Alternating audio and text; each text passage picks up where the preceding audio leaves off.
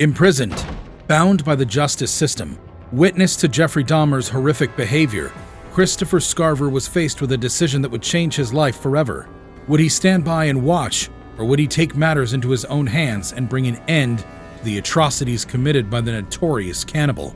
This is the story of Christopher Scarver, the man who took justice into his own hands. Welcome to Crime Site. We all know the story of the monster that is Jeff Dahmer, but how much do we really know about the man who ended him? Christopher Scarver's life was a story of a man struggling to find his footing in a world that had dealt him a tough hand. From a young age, Scarver had to endure abuse and neglect from those who were supposed to care for him. Despite these challenges, he tried to make the best of things and found work as an apprentice carpenter with the Wisconsin Conservation Corps. However, his life took a dark turn when he was fired from his job due to his erratic behavior. It was around this time that Scarver began hearing voices. These voices were like a dark whisper in his ear, calling him the chosen one. He felt as though the voices were a call to action, to do something significant and make his mark on the world. But the problem was, Scarver had no idea what he was supposed to do or where to turn. The anger and frustration that had been simmering inside him for so long finally boiled over. In 1990, Scarver walked into the Wisconsin Conservation Corps with a gun and demanded money from the site manager, Steve Lohman. When Lohman only provided him with $15, Scarver was naturally outraged and did what anyone crazy would do. He shot him 3 times in the head, killing him. He then fled the scene but was eventually caught by police and sentenced to life in prison. Scarver's time in prison was far from peaceful. He was housed at Columbia Correctional Institution, where he shared a cell with the notorious serial killer, Jeffrey Dahmer. His anger and frustration continued to escalate, and in 1994, he took matters into his own hands and assassinated the notorious monster. From then on, he'd always be known as the man who killed the cannibalistic serial killer. To get the full picture, first, let's do a little recap on how the 2 prison pals ended up in the same place at the same time. As you recall, Jeffrey Dahmer, also known as the Milwaukee Cannibal, was a real-life monster who terrorized young men and boys in the late 20th century. Dahmer's killing spree started in the late 1970s and continued for over a decade. He lured young men and boys to his apartment, drugged them, and then murdered and dismembered them. In some cases, he even engaged in cannibalism, eating parts of his victims' bodies. Yikes, right? When police finally caught him in 1991, they found a scene straight out of a horror movie in his apartment. Dismembered bodies, refrigerators filled with human remains, and all sorts of tools used for the dismemberment. It was a shock to everyone who knew him as a seemingly normal guy. Dahmer was sentenced to multiple life terms in prison, but he wouldn't live to serve his full sentence. On an unfortunate day in 1994, Jeff and Christopher Scarver were put together in a room, and only one of them walked out alive, and the rest is history. So, what really went down? Let's find out. Join Crime Site on a thrilling journey through the most gripping and intriguing criminal cases of our time.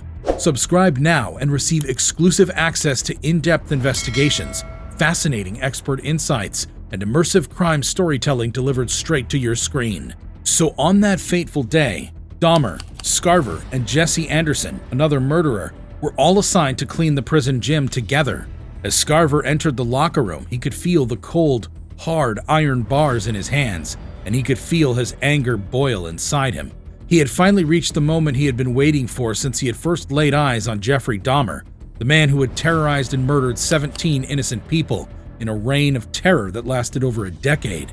Scarver was determined to make Dahmer pay for his crimes, and he wasn't going to let anyone stop him. The fact that he was all alone with Dahmer in that locker room was a mystery to Scarver, but he didn't waste any time. He confronted Dahmer with the news story that he had kept in his pocket, and he asked him if he was responsible for the horrific acts described in the article. Dahmer's face turned pale, and he started to look for an escape, but Scarver was too quick for him. With one swift move, Scarver brought the iron bar down on Dahmer's head, and he could feel the skull crack under the force of the blow. Dahmer went down, and Scarver was not done yet. He then went after Jesse Anderson, who was working in a nearby room, and he repeated the same act of violence on Anderson. The guard who had been monitoring them later returned to find both Dahmer and Anderson lying on the floor, badly injured and near death. They were taken to a hospital, but it was too late for Dahmer, who was pronounced dead an hour later. Anderson would die 2 days later, after being removed from life support. Apparently, Scarver beat Dahmer against the wall over and over again until the notorious serial killer was no more. Also, it's interesting to note, Scarver said Dahmer didn't even make a sound during the attack. It was a violent end to a brutal life, and one that people still talk about today. So why'd he do it? When Scarver returned to his cell, he simply informed the guard, "God told me to do it. Jesse Anderson and Jeffrey Dahmer are dead." He was crazy, remember? Scarver was on antipsychotic medication in prison at the time, but even so, many saw his actions as motivated by racism. The fact that Dahmer's victims were mostly black or Hispanic, while Anderson claimed that 2 black men committed his crime, only added fuel to that fire. Scarver himself had claimed to be a victim of racism in the past, saying, "Nothing white people do to blacks is just." But Scarver's hatred for Dahmer went beyond just racial tension. He loathed the serial killer for the sick and twisted games he played with food in the prison cafeteria. Dahmer would make dismembered limbs out of prison food and use packets of ketchup as blood. It was a terrorizing sight for the other inmates, and Scarver was determined not to become one of his targets. As Scarver himself put it, he would put them in places where people would be. Dahmer had crossed the line with everyone in the prison, from inmates to staff, and Scarver knew that he needed to keep his distance from the madman. Even after being escorted by a guard at all times, Dahmer still managed to have heated interactions with other prisoners, but Scarver stood firm, never approaching the serial killer.